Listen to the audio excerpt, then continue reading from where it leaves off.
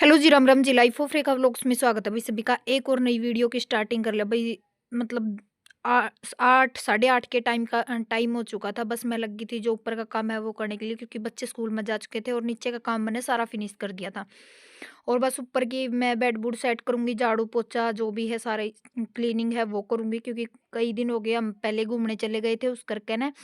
अच्छा खासा लंबा टाइम हो गया, 3-4 दिन। तो ये थोड़ा मैं सोच रही हूँ कि अच्छे तरीके से क्लीनिंग करूँ। बस यहाँ पे मैं लगी थी अपनी जो बेडशीट है वो लगाने के लिए।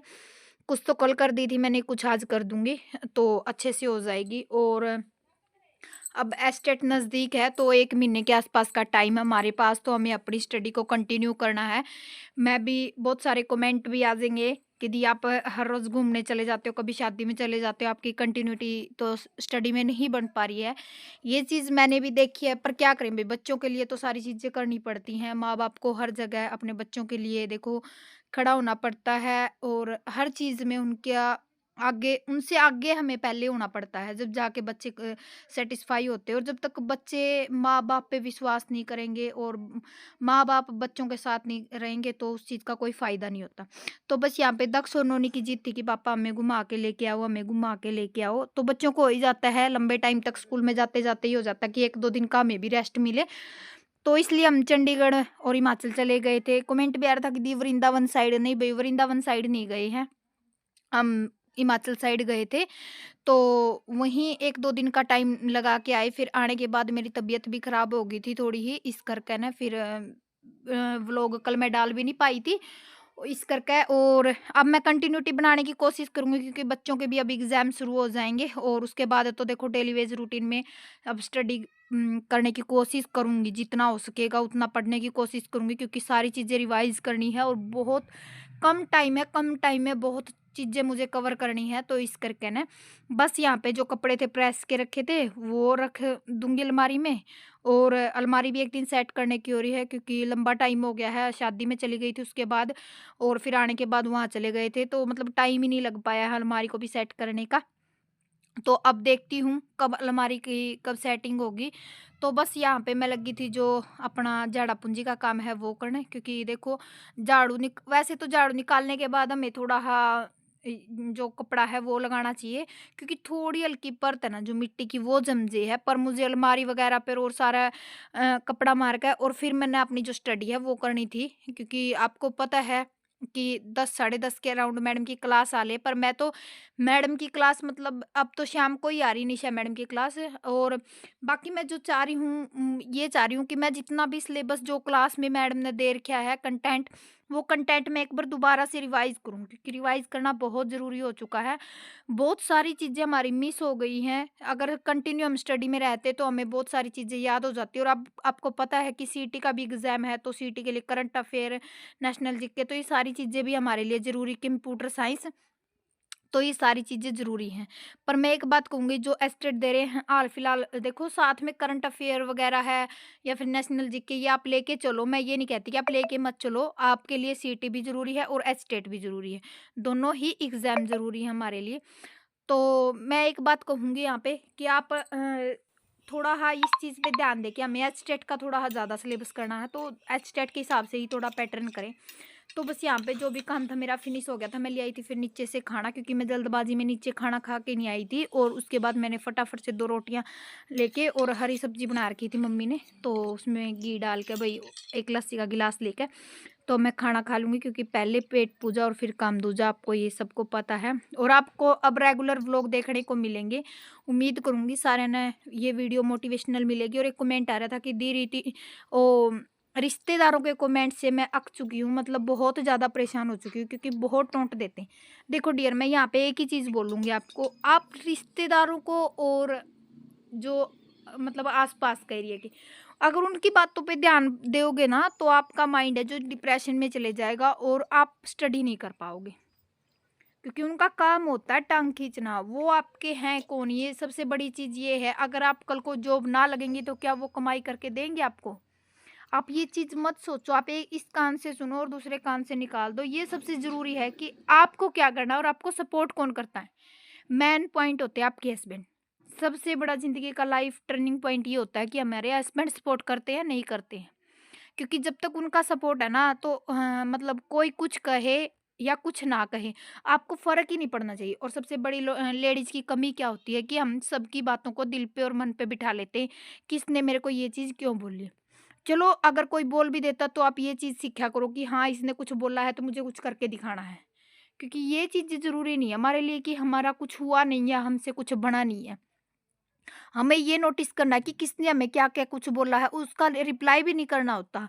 मतलब हद से पार हो जाए तो देखो एक आधी बात का रिप्लाई करना भी ज़रूरी हो जाता है। पर मैं ये कहती हूँ अगर नॉर्मल आपको स्टडी के बारे में बोल रहे हैं, तो मैं ये कहती हूँ कि उनकी बातों से आपको कुछ न कुछ सीखने को ज़रूर मिलेगा। अगर वो टोंट भी दे रहे हैं ना, तो वो आपको आगे कामयाब बनाने के लिए दे रहे हैं, ना कि आपको पीछे खींचने के लिए।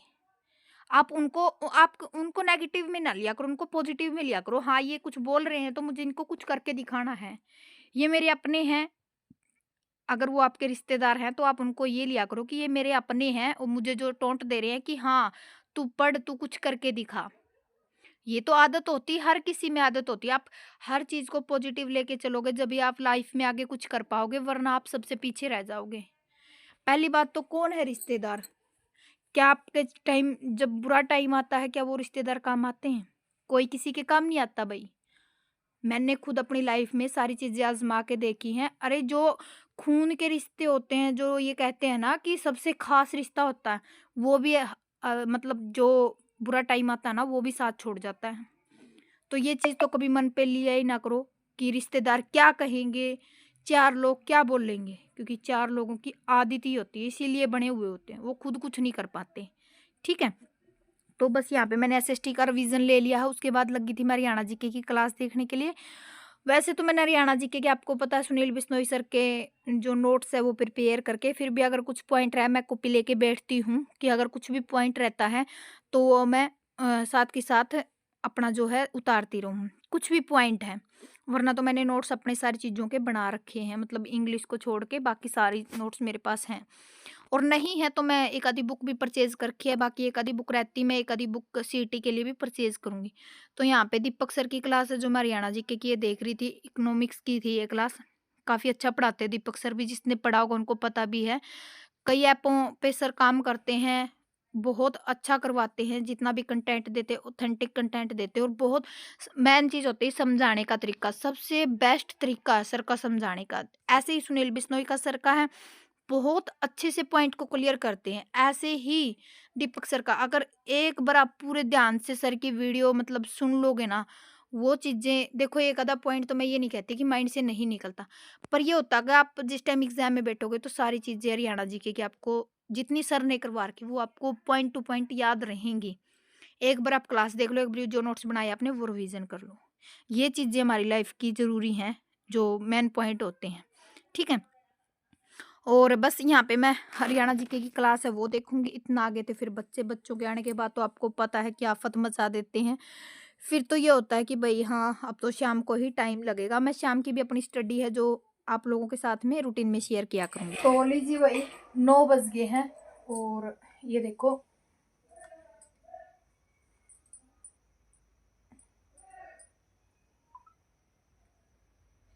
1 मिनट रुको।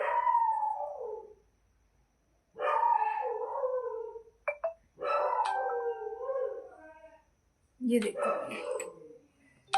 9 बज के 9 मिनट हो गई है और क्लास देखूंगी मैं, निशा मैडम की क्लास आ रही है करंट अफेयर की, जो जनवरी की करंट अफेयर है और साथ में इसकी उतारती रहूंगी।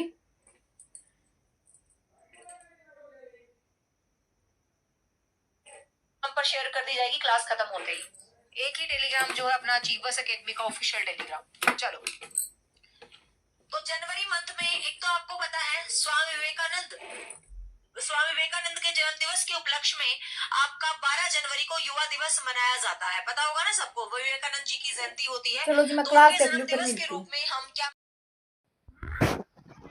तो बस अब शाम का टाइम हो गया था, अब मैं लगी थी जो जनवरी की करंट अफेयर की क्लास थी मैडम की वो, और साथ में मैं जो अपनी जनवरी की करंट अफेयर है वो साथ के साथ उतार रही हूँ, क्योंकि जनवरी की और फरवरी की जो भी करंट अफेयर है वो न्यूली है, तो उसके लिए काफ़ी जो आने वाले एग्ज़ाम है उनमें न्यू करंट अफेयर सबसे ज़्यादा डालते हैं। तो आप ये चीज़ हमेशा याद रखना, करंट अफेयर कभी भी आप ज़्यादा पुरानी मत लेना, मतलब लगभग 4-5 6 महीने की करंट अफेयर उठा लो, उसी में से आपको देखने को मिल जाएँगे।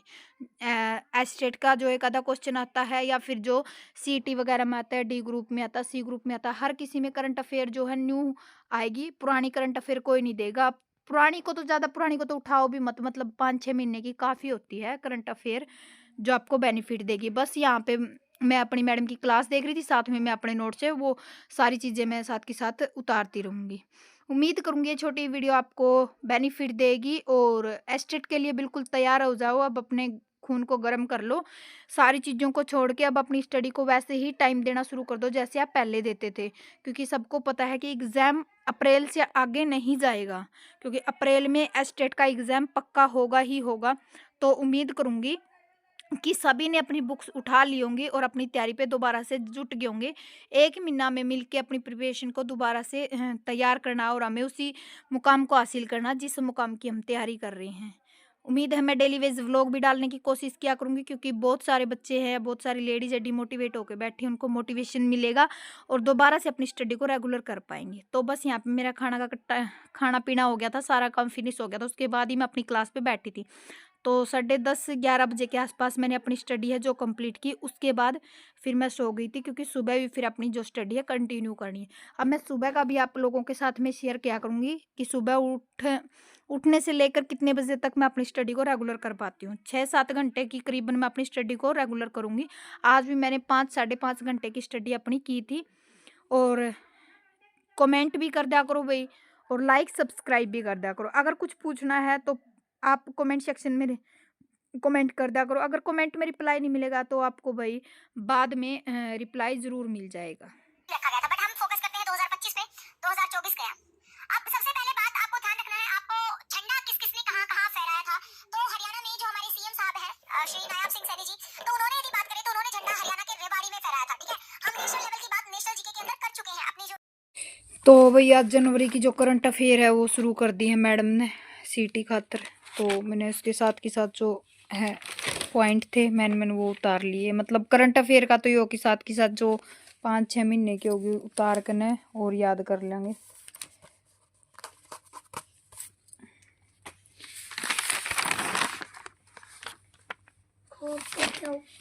ये देखो सारी करंट अफेयर है यहाँ।